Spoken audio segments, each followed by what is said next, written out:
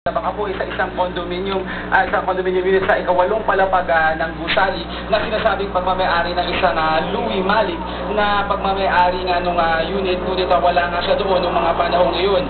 Sunod-sunod naman ang pag-responde ng mga bumbero pero hirap na hirap silang pasukin ng ikawalong palapag dahil sa kapal ng usok na sobrang hapdi sa mata at nakakasulasok. Nahirapan din sila iakyat ang mga tubo ng tubig at hindi rin nila mapasok Alex mismo yung unit dahil sa tindi ng init at pinangangambahan nilang sasabog yung unit dahil nakulog na ang init sa loob nito. Habang inaapulan naman ng mga bumbero yung sunog ay nagwawala naman ng ilang mga residente doon dahil ito na raw ang pangalawang sunog na naganap doon sa Gusali sa loob lamang daw ng isang buwan.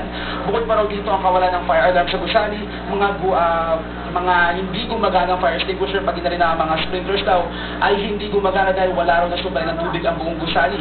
Mga bagay na pinutunayan naman ng arson investigators kaya naman sinasabi nila lumabag daw ang Gusali sa fire safety code. Tumagal na mahigit 2 oras bago tuluyang naapula nga po sa unit at tinatayang nasa 5 hanggang 10 milyon ang naging pinsala ng sunog. Pinag-aaralan pa rin ngayon ng mga arson investigators ang naging sanhi ng sunog. Dumako naman tayo sa lungsod ng Maynila kung saan isang warehouse